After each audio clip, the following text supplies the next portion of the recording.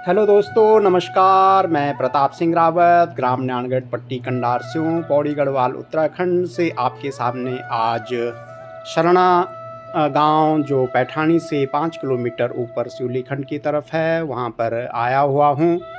आप सामने पंत जी का घर देख रहे हैं जो सड़क पर ही है और उसके ठीक सामने हरा घना जंगल है चीड़ का।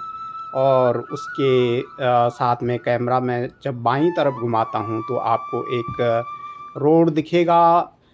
वो रोड जो पैठानी से सिवलीखंड होते हुए कर्णप्रयाग की तरफ जा रहा है, जो अब नया हाईवे बनने वाला है। और मौसम कितना खुशनुमा है, दिन की तेज़ धूप है, अप्रैल का महीना है, लेकिन उसके बावजूद भी आप देख रहे होंगे सभी लोगों ने हाफ स्वेटर या फुल स्वेटर पहना हुआ है। ये जो मौसम का जो आनंद है, आप ज़रूर उसका एहसास कर रहे होंगे। कितना प्यारा खुशनुमा मौसम है अपने गढ़वाल उत्तराखंड का। इसी खुशनुमा मौसम में आज हम एक गीता ज्ञान की छोटी सी चर्चा करेंगे।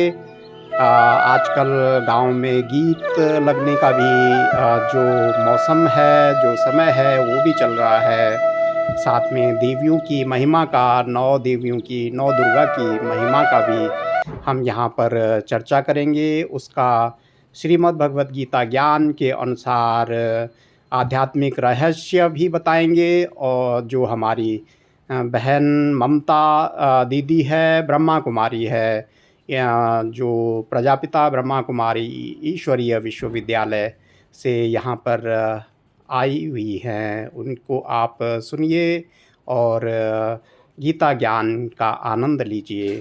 धन्यवाद।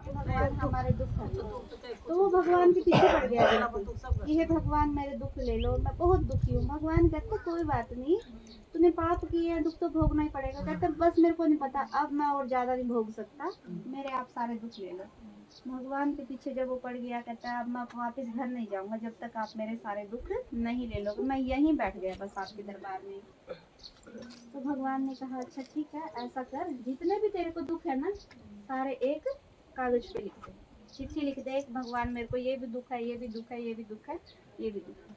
उसने लिख दिया एक कागज पे ना, भगवान मेरे को ये दुख है। तो भगवान ने कहा ये जितने भी तेरे दुख है ना, मैं सारे ले लूंगा और तू इस चिट्ठी में लिख दे। उसने लिख दिया। तो भगवान ने कहा वो जो बॉक्स है ना, उस बॉक्स में डालो। फिर वो जाता है, फिर वो चिट्ठी डालने लग जाता है, कहता निकालनी भी पड़ेगी। फिर सोचता है अरे कभी किसी ऐसे गरीब की हो, कोई चिट्ठी मेरे हाथ में लग जाए जिसके पास खाने को कुछ ना हो, कम से कम मेरे पास खाने को तो है, मैंने निकालता है ना। फिर वो आने लग जाता है, फिर भगवान की तरफ देखता है, फिर उसके मन में क्या आता है, अरे डाल ही देता हूँ अपनी चिट्ठी। फिर वो जाता है, फिर वो सोचता है कभी किसी भिखारी ने कोई चिट्ठी ना डाल रखी हो, कोई सड़क पे रहता हो और मेरे पास कम से कम घर तो है, और या तो मैं वो चिट्ठी उठा लूँ जिसके पास रहने के लिए घर भी नहीं है। तो वो क्या करता है, सोच सोच के भगवान को कहता है हे भगवान, मैं ना तो अपनी चिट्ठी डालता और ना मैं निकालता, है ना। तो उसने जो भी सोचा है ना कि मेरे पास घर भी है, क्या पता मैं किसी ऐसे की चिट्ठी उठा लूँ जो बेघर है ना, मेरा परिवार भी अच्छा है ना। क्या मैं किसी की ऐसे की चिट्ठी उठा लूँ जिसके परिवार में कोई नहीं बचा, सभी खत्म हो गए। क्या मैं किसी की ऐसे की चिट्ठी उठा लूँ जिसके पास खाने को कुछ नहीं है। तो अब आप ये बताओ, हम जितने भी यहाँ पे बैठे हैं, क्या हमारे पास इन 4-5 चीजों में से किसी चीज की कमी है? अगर भगवान हमें कहे कि आप अपने दुख लिख के एक बॉक्स में डाल दो या मेरे मंदिर में चढ़ा दो और उसके बदले में किसी और इंसान की चिट्ठी लो, आप लोगे? लेना चाहोगे? तो क्या अगर हम भी उसकी तरह सोचे, क्या हमारे पास घर की कमी है? बताओ, है किसी के पास घर की कमी दिखती है? हमारे पास घर नहीं है। क्या हमारे पास 3 टाइम के खाने की कमी है? दिया ना भगवान ने, दिया हुआ है सब कुछ। हमारे पास परिवार भी है। कितने लोग ऐसे हैं जिनके पास परिवार नहीं, अकेले घूम रहे हो, है ना। हमें कोई ऐसी बीमारी तो नहीं है जिसका कोई इलाज नहीं है ना। हमारा शरीर क्या हो गया, कभी सिर में दर्द हो गया, कभी बुखार हो गया, कभी घुटने में दर्द हो गया, छोटी छोटी बीमारियां। तो ऐसी बीमारी तो नहीं है ना कि जिसका इलाज ही नहीं है दुनिया में। तो भगवान ने हमें स्वस्थ कर दिया। ये बीमारियां तो देखो कलयुग है, है ना। ये बीमारियां हमें क्यों लगी? क्योंकि हम खाना ऐसा खा रहे हैं, खाना ऐसा खा रहे हैं, हवा प्रदूषित हो गई, जल हमारा दूषित हो गया, तो इसलिए ये छोटी छोटी बीमारियां आती रहती है।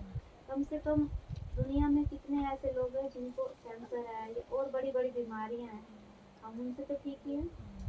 तो क्या हम कह सकते हैं कि हम दुखी है? दुखी कौन होता है?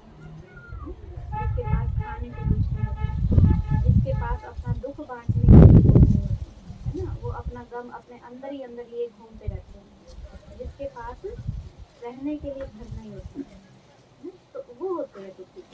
लेकिन हमारे में से तो कोई इतना दुखी नहीं है ना। भगवान ने सब कुछ दिया। अच्छी जमा को मिला दी के पास तो घर बैठे कितनी जाती है क्या मेरे भाई मुझे ना नहीं पर मैं कब जा सके बेचारा हाथ नहीं कोटनी बात उसको बोलते हैं दुखी वो चाबल कर मनो यार मुझे क्यों बीमार का है ना बात उन्होंने नहीं करा उसको बोलते हैं मैं ना बैग वीडियो बना बेटा बड़ा तो उनको सुनो माता जी, भगवान ने हमें अच्छा तन दिया, जिससे हम अपनी रोटी खुद बना के खा सकते हैं। जरूरी नहीं है कि हमें अपनी बहू के भरोसे रहना है। नहीं बनाती वो कोई बात नहीं, हम जितना अपने हाथ से बनाएंगे, प्यार से बनाएंगे, डांट डपट के बहू को बोल भी दे हम कि नहीं बनाती, वो दुखी होके बना देगी 2 रोटी, फायदा क्या उसका, है ना। वैसे बड़े नहीं भगवान बनाती नहीं कहते, इससे तो अच्छा होता है। और यहाँ पे तो हम देखते हैं जो बुजुर्ग माता हैं, हरियाणा से माता जी हैं, जो ये माता जी है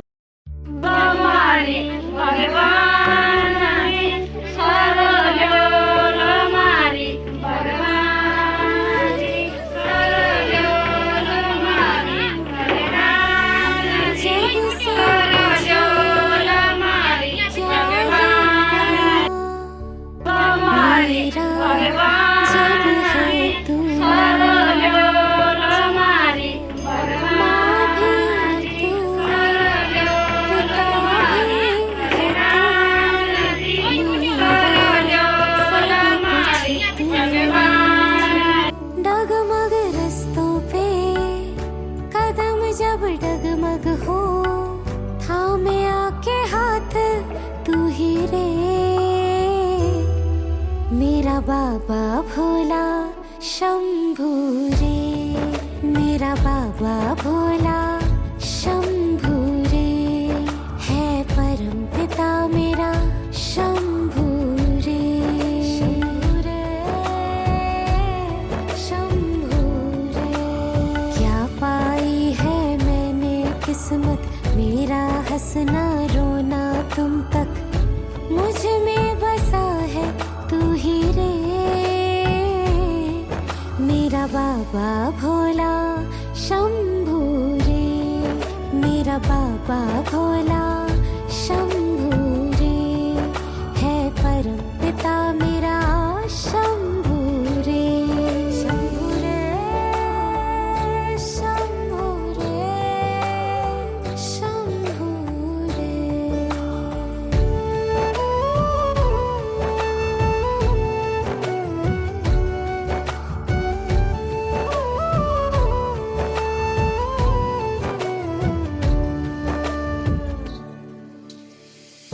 जब से तेरा साथ है पाया, धूप भी लगती ठंडी छाया,